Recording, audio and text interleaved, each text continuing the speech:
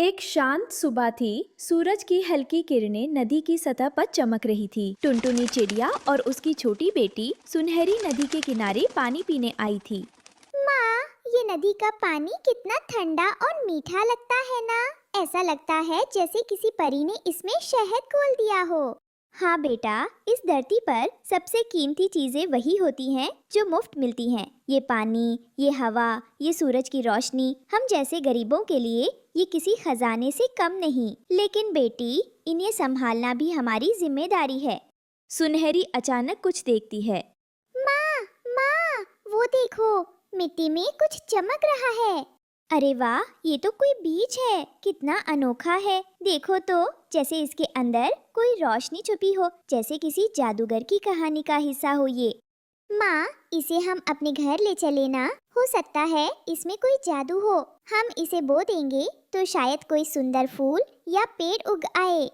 टुनटुनी थोड़ी देर सोचकर बीज को पंख में उठाते हुए बोलती है।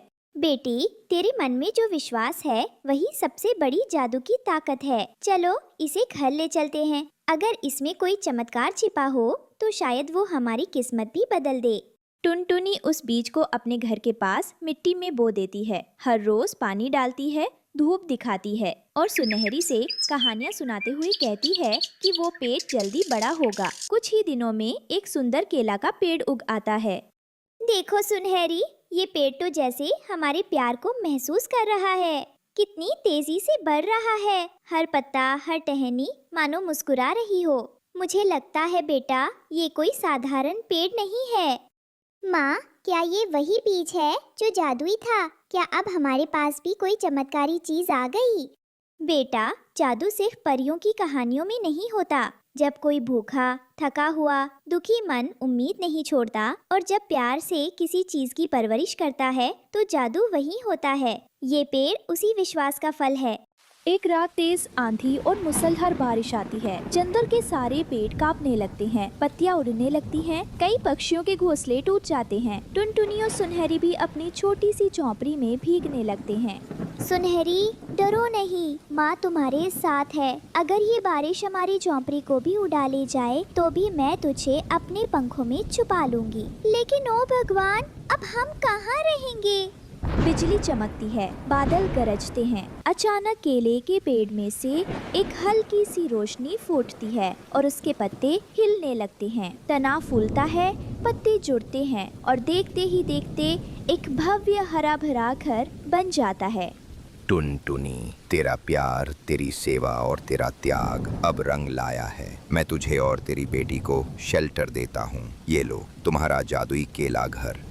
हे वृक्ष देवता, क्या ये सपना है? नहीं, ये तो सच्चाई है। तूने हमारी पुकार सुनी। जब सपने मुंह मोड़ा, तूने हमें अपनाया। मैं तेरा जीवन भर ऋणी रहूंगी।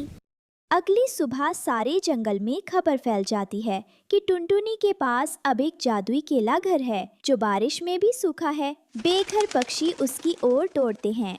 बहन टुनटुनी, क्या हमें भी थोड़ी जगह मिलेगी उस घर में? हमारे बच्चों को ठंड लग रही है। हमारे तो पंख भी भीग चुके हैं। बस एक कोना चाहिए बहन, सोने को नहीं, बस जीने को। भाइयों बहनों, ये घर सिर्फ मेरा नहीं है। ये उस प्रेम और उम्मीद का प्रतीक है जो हम सब में है। अगर इस घर में जगह है तो हर वो प्राणी इसमें रहेगा जिसे जरूरत है। आज से ये केला घर सिर्फ टुनटुनी का नहीं, पूरे जंगल का है। सभी पक्षी घर में आ चुके थे। अंदर गर्मी, सुरक्षा और प्यार का माहौल था। रात को सुनहरी माँ की गोद में सिमटी हुई थी। माँ, तू कितनी अच्छी है। तू खुद दुख सहती रही, लेकिन किसी भूखे को कभी ना कहा। क्या सब माएँ इतनी मजबूत होती है?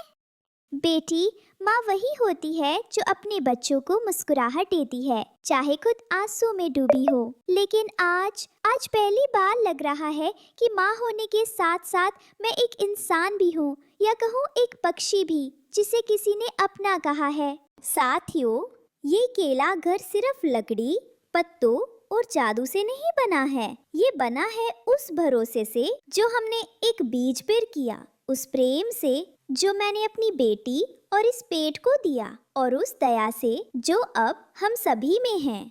चलो मिलके इस घर को हर दुखी पक्षी का ठिकाना बना दें। आइए हम जंगल को फिर से प्यार और अपनापन सिखाएं। और इस तरह टुनटुनी चिड़िया, उसकी बेटी और वो जादुई केला घर जंगल की नई उम्मीद बन गए। एक ऐसी उम्मीद जो बताती है कि अगर दिल सच्चा हो तो एक छोटा सा बीज भी पूरे जंगल की छत बन सकता है। ये कहानी हिमालय जंगल की है, जहाँ सर्दी का मौसम शुरू होने वाला था। सभी पक्षी घर बनाने में लगे थे, मगर जंगल में कालू कौर की पत्नी सुंदरी कौवी ना तो कुछ सुखी जीवन जीना चाहते थे और ना ही औरों को जीने देते थे। जितने भी पक्षी अपने घोंसले बनाने की कोशिश कर रहे थे, वो उन सबके घोंसले में कुछ न कुछ कमी निकाल ही देते थे, ताकि उन्हें अपना घोंसला दोबारा बनाना पड़े। एक दिन टुनटुनी चिड़िया अपना घोंसला बना रही थी, तभी कालू उसकी पत्नी ने उसका घोंसला तोड़ दिया। दोस्तों, कल की वीडियो में आपने इतने कम लाइक क्यों किए? मुझे बहुत बुरा लगता है। दोस्तों, जब मैं आपके कहने पर कहानी बनाती हूँ और आप बहुत कम लाइक करते हो, और जब आप कम लाइक करते हो तो मुझे वीडियो बनाने का बिल्कुल भी मन नहीं करता है। तो प्लीज दोस्तों, अब इस वीडियो पर जाकर लाइक कर दो। कालू भैया, तुमने मेरा घोंसला क्यों तोड़ा? जंगल में सर्दियाँ बढ़ रही है और तुम खुद का घोंसला तो बना नहीं रहे और मेरा घोंसला भी तोड़ दिया। मैं तो अपना घोंसला दोबारा बना लूंगी, पर समय रहते तुम भी अपना घोंसला बना लो, वरना सबसे ज्यादा तुम दोनों को ही पछताना पड़ेगा।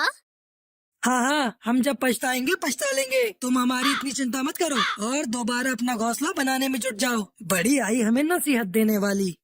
टुनटुनी चिड़िया अपना घोंसला दोबारा बनाने लग गई। कालू उसकी पत्नी वहाँ से चले जाते हैं। अगले दिन टुनटुनी चिड़िया टूनी चिड़िया के साथ बैठी बातें कर रही थी। यार, ये कालू कौवा और उसकी पत्नी तो बहुत ही परेशान करते हैं, हमें चैन से जीने ही नहीं देते। अपना घोंसला तो बना नहीं रहे और हमारे घोंसले को बनने नहीं दे रहे। दोनों बहुत ही ज्यादा शैतान हैं। हाँ, पर तुम चिंता मत करो, इन्हें तो समय सबक सिखाएगा। ठंड धीरे धीरे बढ़ती जा रही है और हमारे पास तो छोटा मोटा कैसा भी अपना घोंसला है। इनका तो घोंसला ही नहीं, देख लेना, ये मरेंगे ठंड से। हाँ, तुमने सही कहा। अब हमें खाना भी इकट्ठा करना पड़ेगा, क्योंकि धीरे धीरे ठंड हो रही है, फिर ठंड में बाहर उड़ा भी नहीं जाता। हाँ, कल से हम दोनों दूसरे जंगल में चलेंगे और वहाँ से बहुत सारे फल इकट्ठा करके ले आएंगे। अगले दिन दोनों चिड़िया दूसरे जंगल जाती है और फल इकट्ठा करके ले आती है। कालू कौवे को ये बात पता चल जाती है। वो अपनी पत्नी सुंदरी कौवी से कहता है, अब हमें खाने का भी इंतजाम करना होगा, ठंड में उड़ा नहीं जाता। अजी, मैं सोच रही हूँ कि मैं दोनों चिड़ियों के साथ दोस्ती कर लूं, फिर आप उनके घोंसले में जाकर खाना चुरा चुरा कर ले आना। हाँ, ये तो बढ़िया तरकीब है। हमें मेहनत भी नहीं करनी पड़ेगी और खाने का इंतजाम भी हो जाएगा। अगले दिन सुंदरी कौवी टुनटुनी चिड़िया के घोंसले में जाती है और उनसे माफी मांगती है। टुनटुनी चिड़िया, हमें माफ कर दो, हमने तुम्हारा घोंसला तोड़ा। आगे से हम ऐसी गलती नहीं करेंगे, हमें माफ कर दो टुनटुनी। ओहो, आज सुंदरी को इतनी अकल कैसे आ गई? क्या लालच है तुम्हारा, बताओ? इतनी भोली तो तुम हो नहीं जितनी तुम बन रही हो। बताओ क्या चाहिए? कोई भी लालच नहीं है, मैंने एक बार गलती की है, बस एक बार माफ कर दो टुनटुनी। चलो ठीक है, एक गलती तो माफ हो जाती है, मगर दोबारा माफी नहीं मिलेगी। अगर तुमने हल्की सी भी गलती को अंजाम दिया तो अच्छा नहीं होगा। धीरे धीरे जंगल में सर्दियाँ बढ़ती जा रही थी। सुंदरी कौवी ने दोनों चिड़ियों को अपनी मीठी बातों में फंसा लिया। वो रोज उनके घोंसले में जाकर बातें करने लगती और दूसरी तरफ कालू को सबके घोंसले में जा जाकर थोड़ा थोड़ा खाना चुरा रहा था। एक दिन टुनटुनी चिड़िया घोंसले में सो रही थी, तभी कालू कौवा और सुंदरी छुपके से उसके घोंसले में घुस गए। तभी कालू से एक बर्तन गिर गया, जिसकी वजह से टुनटुनी की नींद खुल गई। उसने देखा तो